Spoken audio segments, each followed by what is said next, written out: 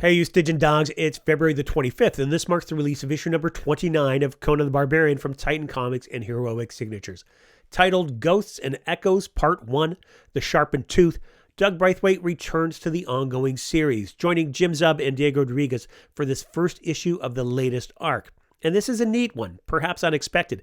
I had a chance to chat with Jim a month ago, and we spoke about the surprise in this issue.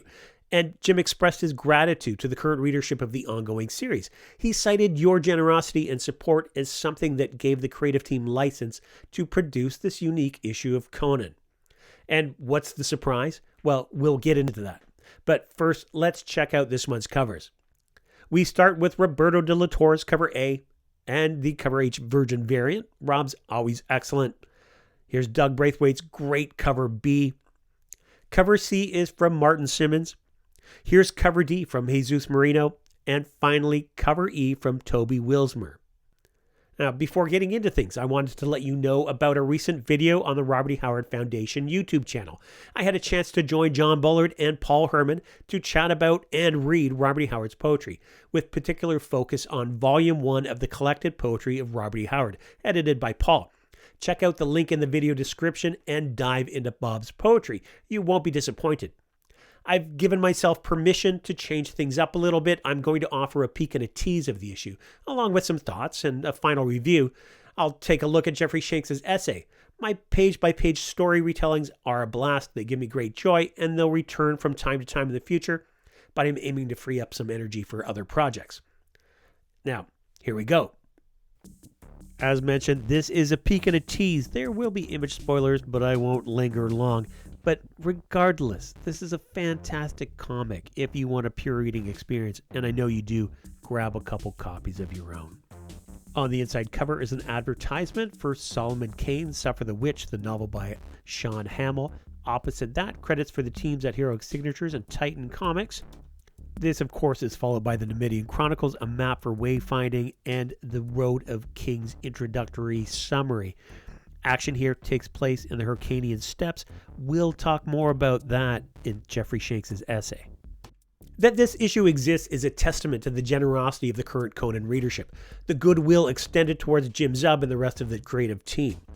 Why? Well, this is an issue in which Conan doesn't appear, save for in a vision that is presented on the story's final page. And to some, that could be a risky move. It means you've got to be confident in what you're offering to the readers, and in the reader's faith or trust in you. I first read it a couple of weeks ago, early in the morning, on the bus ride to work, on my phone no less, and I was absorbed.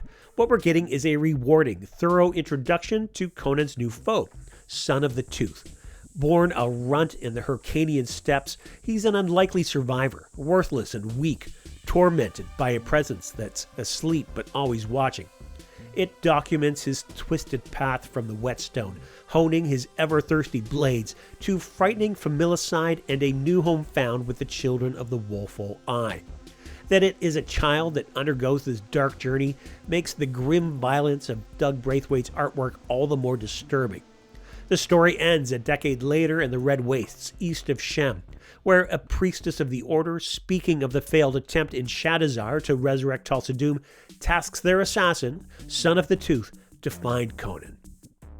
I found that I didn't miss Conan, and that I was rewarded with a character setup that will no doubt pay off down the road. It feels like a lengthy introduction of the like that you might get in a longer Savage Sword of Conan story.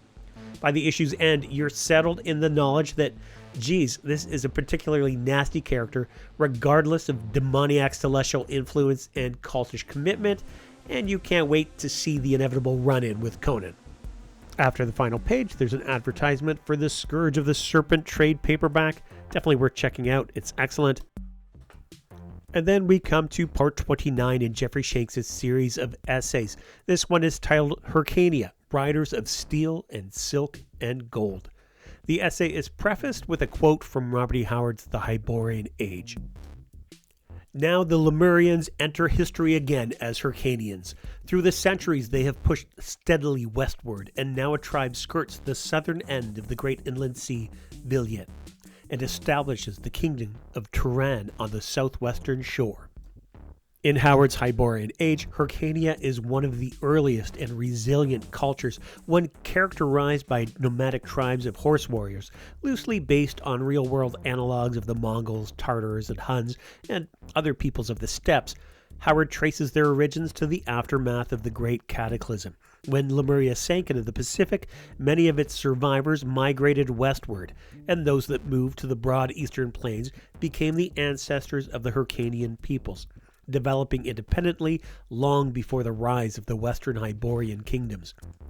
These eastern tribes are survivors who adapted to the harsh environment of the open plains through mobility. Their horse culture emerged early alongside their social structure of clans and war leaders and temporary confederations. Nomadic through millennia, the Hyrcanians are a barbaric buffer between the civilized Hyborian kingdoms of the west and the ancient empires of Kitai and Vendaya in the east. To settled societies, the Hyrcanians appeared chaotic and threatening, their nomadic culture existing in such contrast to the perceived norms of the western kingdoms. Jeff notes that in Conan's time, the Hyrcanian threat was realized with the rise of Turan, and a portion of the Hyrcanian world adopting urbanization, trade, and imperial ambition. Under King Yezdegerd, Turan began an expansionist campaign that brought it to the gates of the eastern Hyborian kingdoms. Most of Hyrcania remained outside of Turan control as roving clans of raiders tied loosely to a sense of geography. They could be influenced, hired, or bribed, but never permanently controlled, existing in a tension that illustrates one of Howard's central themes: civilization as a temporary condition, while barbarism is constant and always at the gates. Jeff tells us that in the waning of the Hyborian Age, the Hyrcanians were largely responsible for the fall of the Western kingdoms. As a great Pictish empire rose in the far west, Aquilonia and Zingaro were weakened, and wave after wave of Turanian attacks saw the kingdoms fall. New Hyrcanian hordes, unified under a great warlord, would appear, bringing their conquest across Hyperborea, Bithynia, Corinthia, into Shem and Koth, as far south as Stygia. Hyborian civilizations would eventually crumble in an Armageddon of steel and blood under the weight of the Hyrcanians, Picts, and northern barbarians. For Howard, the Hyrcanians were more than just an analog of the Mongols and Huns. They were a catalyst for change, arising from the ashes of the cataclysm, later initiating a new one. They helped to bring an end to a great civilization, and in doing so cleared the way for a new age to rise. Shanks closes with the following: "From the mailed riders of Turan to the wild horse archers of the steppes, the fierce and proud Hyrcanians are a formidable people.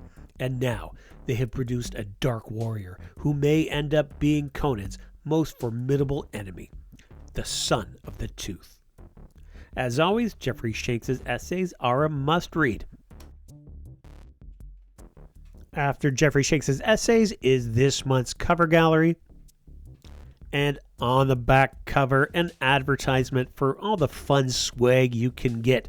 Behold, the finest merch of the Hyborian Age from Heroic Signatures.